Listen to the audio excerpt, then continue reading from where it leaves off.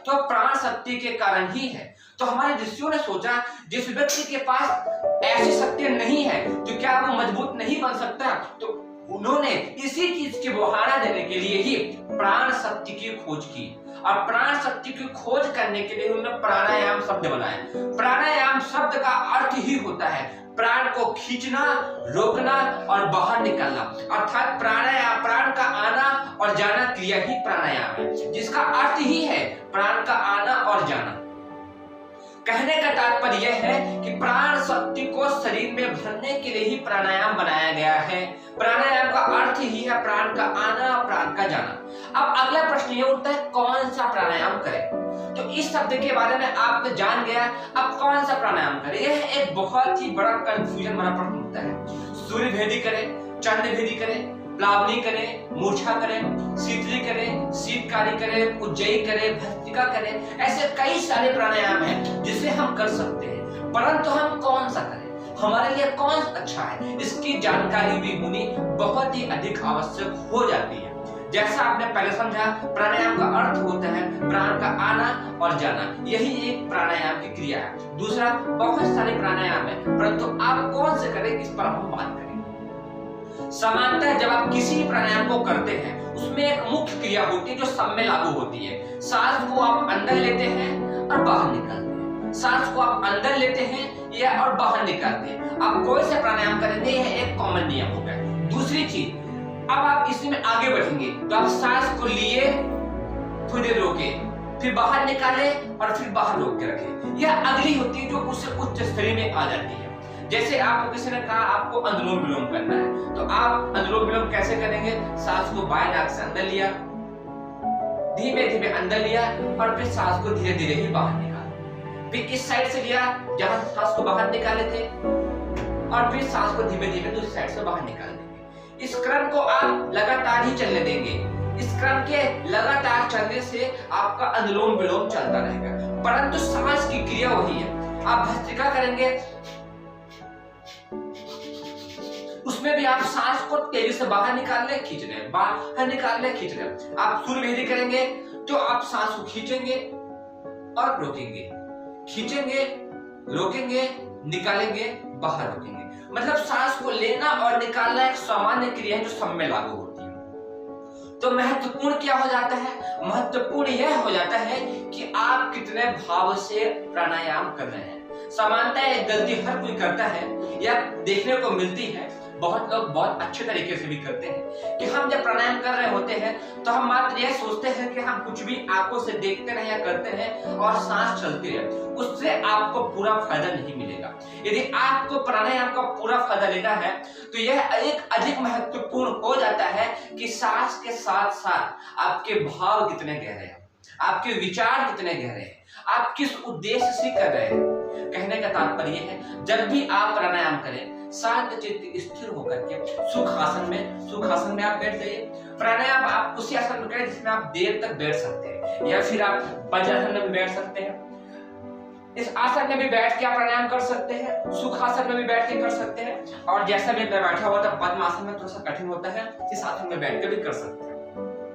यह एक बैठने की सामान्य क्रिया होगी। बैठने के पश्चात आप जैसे आप कर रहे हैं अभी अनुलोम विलोम, तो अनुलोम विलोम में आप हाथ की मुद्रा ले लीजिए और आराम से आंखें बंद करके पहले भाव बना लीजिए। आंखें बंद करके आपके चारों तरफ प्राण शक्ति भरी हुई है, बादल गिनगिनाते हुए भरे हुए हैं, सुंदर शीतल बहती हुई हवा है, सांस आती हुई आपके शरीर में प्राण शक्ति, ऊर्जा, बल, ओज, तेज लेकर के आपके शरीर में आ रही है और पूरे शरीर को ताजगी से, स्फूर्ति से भर दे रही है। जब सांस को आप बाहर निकाल रहे हैं तो आपके शरीर से सब तकलीफें, चिंताएं, घबराहट, बेचैनी, उदासी, नकारात्मक चीजें सब की सब बहुत दूर चली जा रही है। सांस आती हुई शरीर में ताजगी, स्फूर्ति लेकर के आ रही है, शरीर ताजगी से भर जा रहा है, प्राण शक्ति से भर जा रहा है, नस नाड़ियां मजबूत हो रही हैं और बुद्धि का विकास हो रहा है। जब शरीर से प्राण शक्ति या सांस बाहर निकाल रहे हैं, शरीर से सब गंदी चीजें बाहर निकल रही है, चाहे वो गंदे विचार हो, चाहे वो नकारात्मक ऊर्जा हो, चाहे वो कोई तकलीफ हो,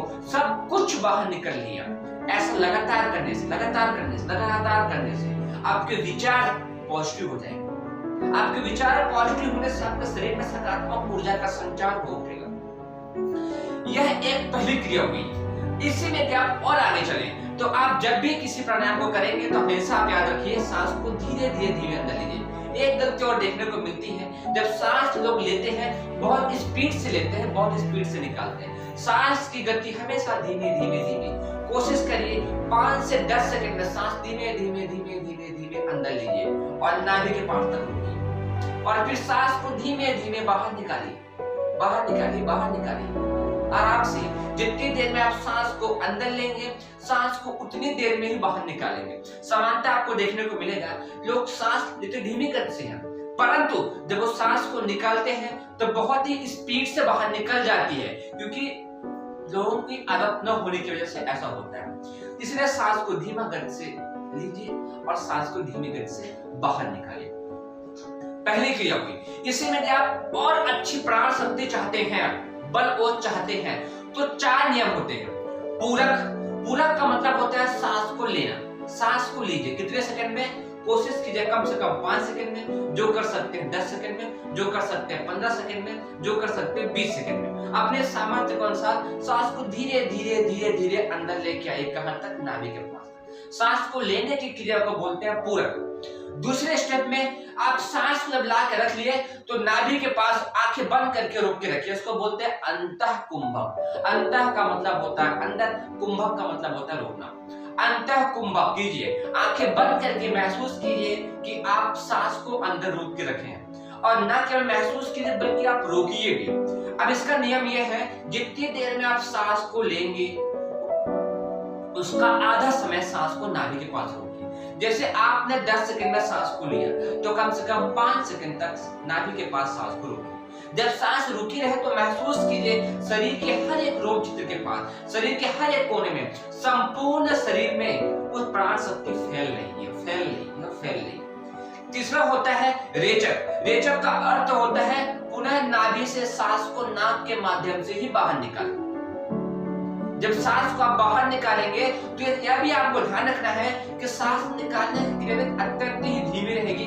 जिस गति से आप सांस को बाहर अंदर लिए थे उसी गति से आप बाहर निकालेंगे। जैसे सांस को आपने 10 सेकंड में अंदर लिया था, आप सांस को 5 सेकंड में हाफ टाइम में अंदर होगा, फिर आपको 10 सेकंड में ही बाहर निकालना है। और अंतिम होता है बाह्य कुंभक। बाह्य कुंभक का अर्थ होता है सांस को बाहर रोकना।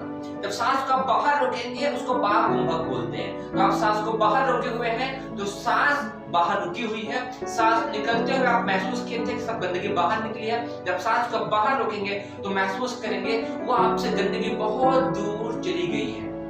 पुनः जब आप लंबी गहरी सांस लेंगे तो प्राण शक्ति, बल, ओज, तेज, साहस, प्राण शक्ति का संचार संपूर्ण शरीर में नाक के माध्यम से पहुंच रहा है। जैसा कि मैंने आपको बताया, यह 4 क्रिया बहुत ही महत्वपूर्ण हर प्राणायाम में होती है। पूरक, अंतःकुंभक, रेचक और बाह्य। यह 4 प्राणायाम यदि आप भावपूर्वक, सकारात्मक विचार पूर्वक करेंगे तो आपको प्राणायाम का फायदा कई लाख गुना अधिक देखने को मिलेगा। यही वजह गलती होती है तो लोग प्राणायाम तो देर तक करते हैं परंतु पूरा लाभ नहीं ले पाते। क्योंकि को 4 गलतियां कर देते हैं, अर्थात इन गलतियों का आप मत कीजिएगा। पूरा कीजिए, सांस को लीजिए, अंतःकुंभक सांस को रोकिए, रेचक सांस को निकालिए, बाह्यकुंभक सांस को बाहर रोके रखिए। इस 4 स्टेप को याद रखेंगे तो आपके शरीर में एक अलग ही ओज और तेज देखने को मिलेगा। पहला आप समझ गए थे प्राणायाम का अर्थ क्या होता है, सांस को लेना और निकालना। दूसरा आप समझ गए प्राणायाम करने की विधि क्या होती है। अब तीसरा आप समझिए प्राणायाम कौन सा करें। सामान्यतः हर व्यक्ति के स्वभाव के हिसाब से अलग अलग प्राणायाम होते हैं। जिस व्यक्ति का शरीर शांत रहता है उसे सूर्य भेदी करना चाहिए। जिस व्यक्ति का शरीर हमेशा चंचल रहता है, गुस्सा आती है, क्रोध आता है, उसे चंद्र भेदी करना चाहिए। जिस व्यक्ति को एक बहुत प्रश्न उठता है अनुलोम विलोम। अनुलोम विलोम का अर्थ होता है सांस को सीधा लेना, सीधा और उल्टा, सांस को लेना निकालना। जिस तरीके से दही में से गुथ करके मक्खन को अलग और छाछ को अलग कर देते हैं, अनुलोम विलोम भी यही कार्य करता है। बाएं से लिया, दाएं से निकाला, तो दाएं से लिया, बाएं से निकाला। इस क्रम को लगातार चलने से पूरे शरीर का मंथन हो जाता है। अब